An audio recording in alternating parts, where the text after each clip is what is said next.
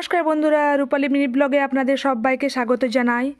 আজও এসে গেছি আপনাদের সামনে একটি সুন্দর ধরনের শাকের রেসিপি নিয়ে। এই তো বুঝতেই পাচ্ছেন আমি কোনো শাকের কাছে দাঁড়িয়ে আছি। আমার বাড়িতে লাগানো আছে টবে কুলেখাড়া শাক। এই যে দেখুন, খুব কচি কচি কুলেখাড়া শাক হয়েছে। এই শাক দিয়ে মুসুর ডাল দিয়ে আজ রান্না করব।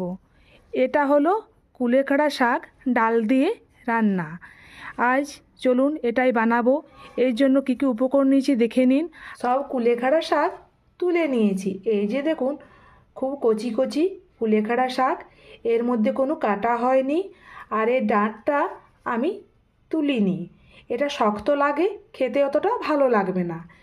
এটা এবার কাটার আগে ধুয়ে নেব, তারপর কেটে নেব।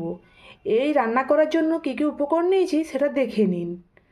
কুলেখাড়া শাক, জল, পেঁয়াজ কুচোনো, সর্ষের তেল, মুসুর, হলুদ গুঁড়ো, নুন, চাট মশলা, আদা কোড়া, জিরে গুঁড়ো, কাঁচা লঙ্কা আর রসুন, টমেটো কুচি।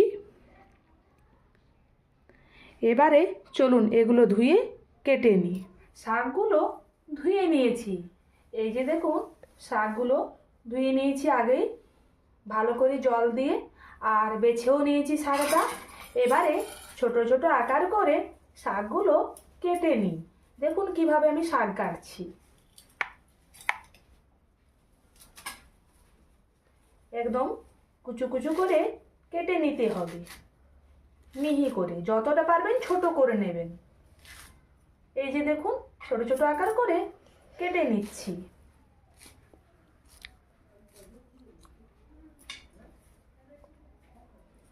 এইভাবে বাকি শাকটাও কেটে নেব ছোট ছোট আকার করে। শাক তো সব ছোট ছোট আকার করে কেটে নিয়েছি।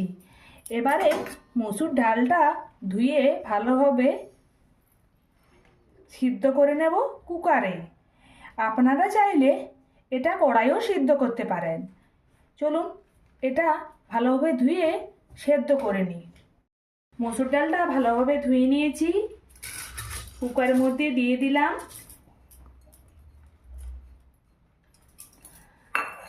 তাতে দিয়ে দিলাম সেদ্ধ করার মতন জল আর সামান্য পরিমাণের নুন। গ্যাসটা অন করে নিলাম। ঢাকনাটা বন্ধ করে একটা সিটি ফেলে নিতে হবে। বেশি সেদ্ধ হয়ে গেলে ডালটা আবার ভালো লাগবে না। মুসুর ডালটা একটা সিটি ফেলে সেদ্ধ করে নিয়েছি এবং গ্যাসটা বন্ধ করে নিয়েছি। এদিকে আবার কড়াই চাপিয়ে দিয়েছি, গ্যাস অন করে নিয়েছি। কড়াইয়ের মধ্যে এবার দেব সর্ষের তেল পরিমাণ মতো।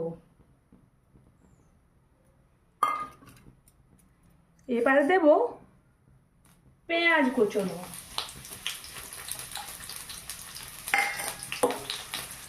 রসুন কুচোনো, আদা কোড়া। এবারে কিছুক্ষণ এইভাবে নেড়ে চেড়ে ভেজে নেব। পেঁয়াজটা যেহেতু ভাজা ভাজা হয়ে গেছে, এবারে দেব চিড়ে রাখা কাঁচা লঙ্কা আর টমেটো কুচি।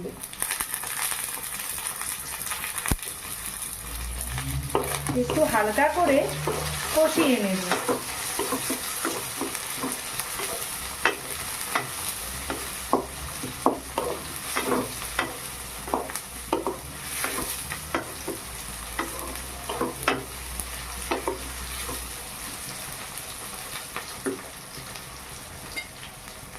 এবার দেব কেটে রাখা কুলেখাড়া শাক।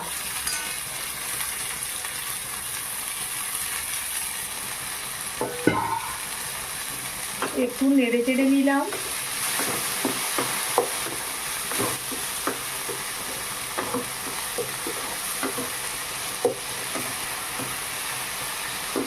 এবারে দেব পরিমাণ মতো নুন। যেহেতু ডালে আমি নুন দিয়েছি, তাই এখানে কম পরিমাণে নুন দিলাম। আবার একটু নেড়ে চেড়ে নিলাম। এবারে দেব হলুদ গুঁড়ো।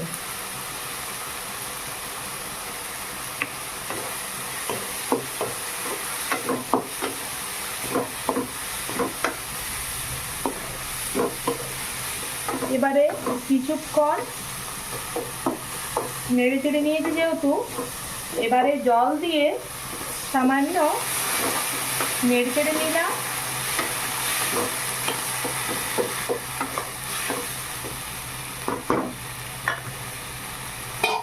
এবারে ঢাকা দিয়ে কিছুক্ষণ সেদ্ধ করে নেব। বেশ কিছুক্ষণ ঢাকা দিয়ে সেদ্ধ করার পর দেখে নিই, এই যে দেখুন পুরোপুরিভাবে সেদ্ধ হয়ে গেছে এবং টমেটোটাও পুরোপুরিভাবে গলে গেছে। এবারে সেদ্ধ করে রাখা ডাল আমি এর মধ্যে দিয়ে দেব। ডালটা যেমন দরকার তেমনভাবেই সেদ্ধ হয়েছে পুরোপুরিভাবে, দেখুন।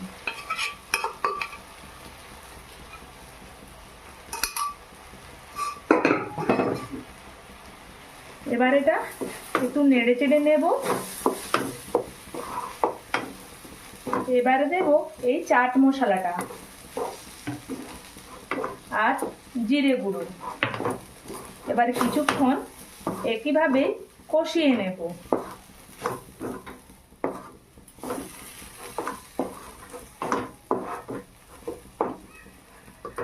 ডালটা যেহেতু সেদ্ধ করেছিলাম সেটাতে কিছুটা পরিমাণ লেগে আছে, ওটা ধুয়ে আমি জল দিয়ে দিলাম সামান্য পরিমাণ।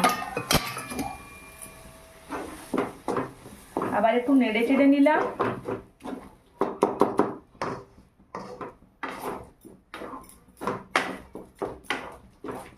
আপনার চাইলে এটা নিরামিষ পদেও বানাতে পারেন। আমি এটা মুসুর ডাল আর পেঁয়াজ রসুন দিয়ে বানিয়েছি। আপনারা চাইলে মুসুর ডাল আর পেঁয়াজ রসুন বাদ দিয়ে অন্য কোনো ডাল দিয়েও বানাতে পারেন। রোজ রোজ কুলেখাড়ার পাতা আর কুলেখাড়ার রস খেতে ভালো লাগে না কারোই।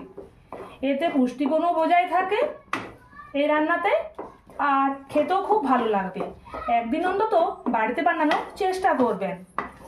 আমি তো আজ বানিয়ে নিলাম, আপনারা একদিন চেষ্টা করে দেখবেন কেমন লাগে না লাগে খেতে, অবশ্যই জানাবেন।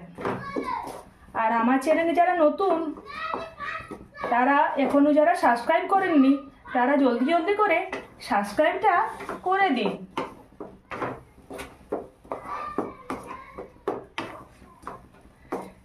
আপনার সাথে কথা বলতে বলতে কিছুক্ষণ কষিয়ে নিলাম।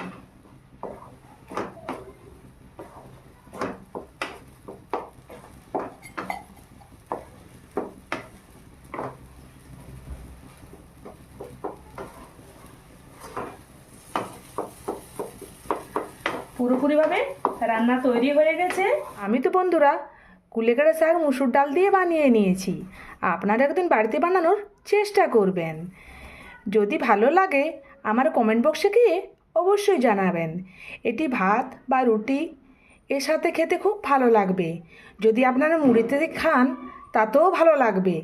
একদিন মুখের স্বাদটা চেঞ্জ করতে একদিন অন্তত কুলেখাড়া শাকের রেসিপিটা অবশ্যই বানান।